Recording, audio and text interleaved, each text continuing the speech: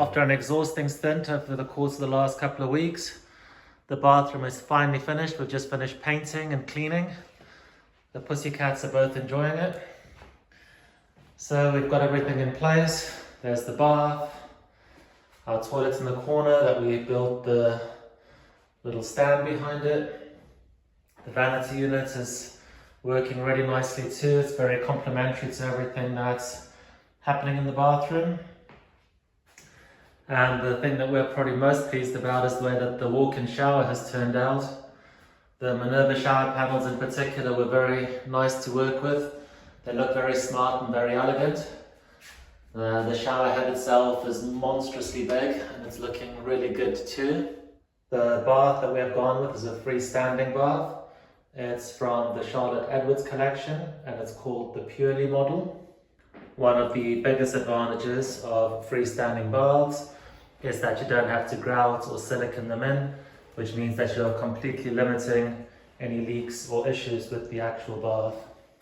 We've paired the bath with Crosswater Belgravia freestanding taps. They look very smart and very elegant, and they are very much in keeping with the rest of the look and feel of our property.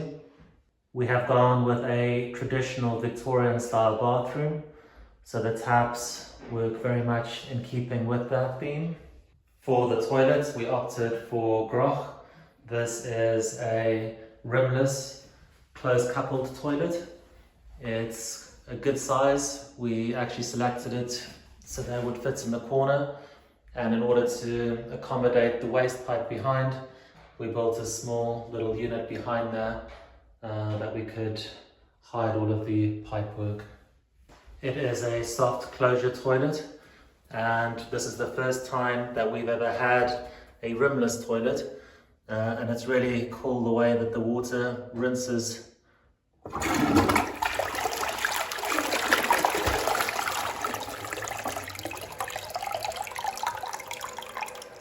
The big benefit of rimless toilets is that you don't have that rim that runs around the entire toilet, so it is supposed to be a lot easier to clean and it's far more hygienic as a toilet. We purchased the vanity unit from Tika. It is a solid oak unit with a stone top. Tika is a UK website, so it may not be available to customers from around the world. And for the tap on our unit, once again, we have gone with the Crosswater Belgravia, so they are in keeping with the rest of the taps in the bathroom. Our shower tray and glass shower panel are both from Merlyn. The actual shower tray is called True Stone. It weighs an absolute ton. It took 3 of us to get it up the stairs. We had to build a reinforced base for it, so that it would sit very snugly and solidly on our floor. As a top tip, if you are going to buy a Merlyn True Stone shower tray, I would certainly recommend contacting them beforehand if you are going to be installing it on the first floor or second floor of your property. These things do weigh an absolute ton.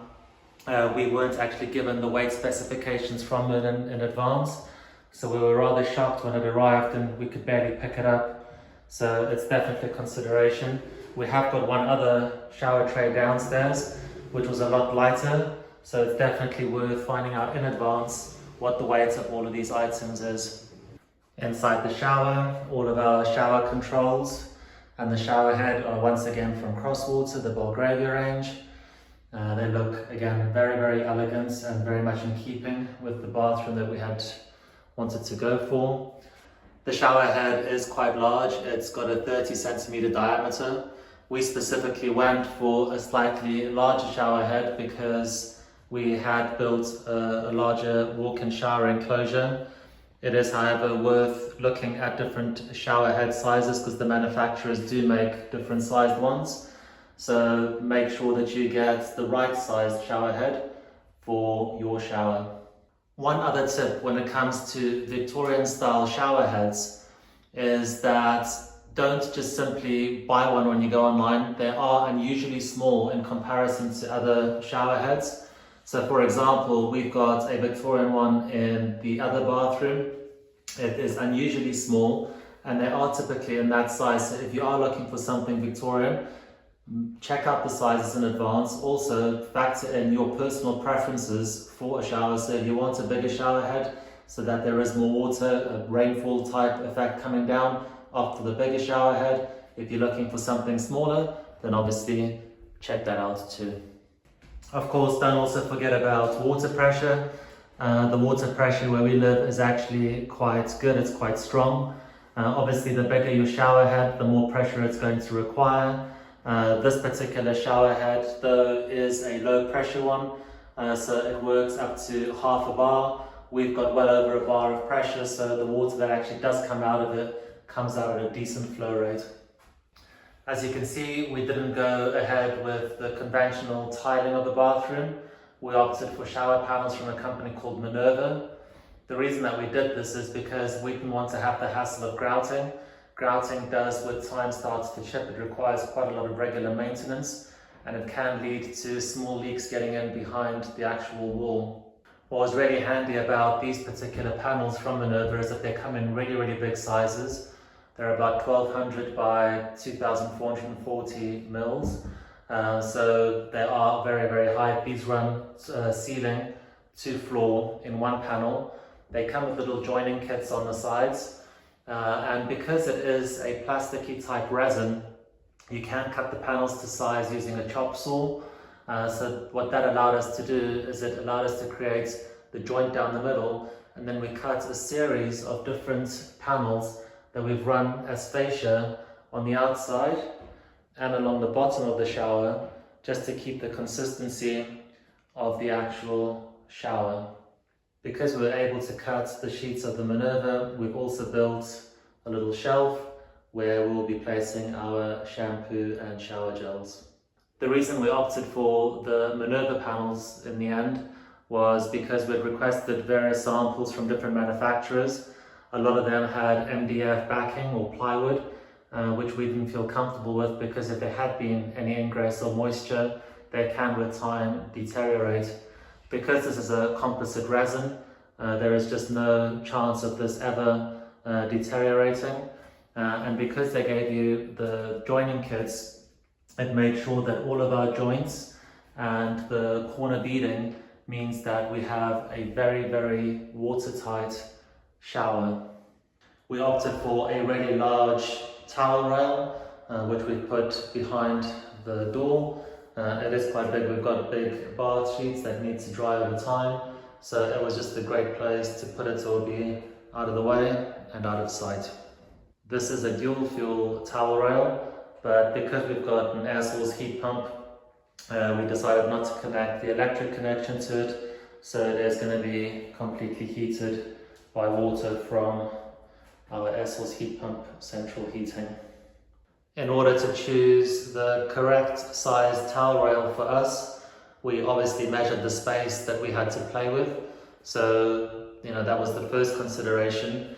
And one of the big tips is obviously just knowing what size towels you have. So the measurement that we used was, we took our biggest bath sheet, we folded that in half, and that gave us a good indication of the actual size of the towel rail that we would require to accommodate those particular towels. In order to keep the Victorian theme going, we have gone with cladding around the entire perimeter of the bathroom. We've got a dado rail at the top and a solid wood skirting board at the bottom. The cladding that we have used is a water and moisture resistant MDF panel. They were again very, very easy to install and use. We do recommend painting them in an eggshell paint to just give them an extra level of water resistance. One of our other top tips is that behind this panel here, we have a big convergence of water pipes and central heating pipes. So in the event that something does go wrong, we don't want to be ripping this whole bathroom apart and trying to find the leak. So what we've done is we've actually made a little hatch on brass screws that you can simply remove, and we'll be able to get access to all the junctions for the pipes, so we can either seal stuff off, or if there is actually a leak on the joint, it is very, very easy to access. And we'd certainly recommend doing this if you have a fear of getting leaks in your bathroom. So I hope that you enjoyed this video. If you would like to find out more about the products that we used, please visit our website at www.myhomefarm.co.uk. There will be a blog piece there that will itemize all of the products that we used, along with links where you can find out more about them. If you like this video, please subscribe and give us a thumbs up. We'll see you in our next video. Goodbye. Thanks for watching. You can also follow us on Twitter or check out our website at myhomefarm.co.uk. If you enjoyed this video, please hit the subscribe button below, and if you have any suggestions for any other videos you would like to see, please leave a comment. We hope to see you on our next video.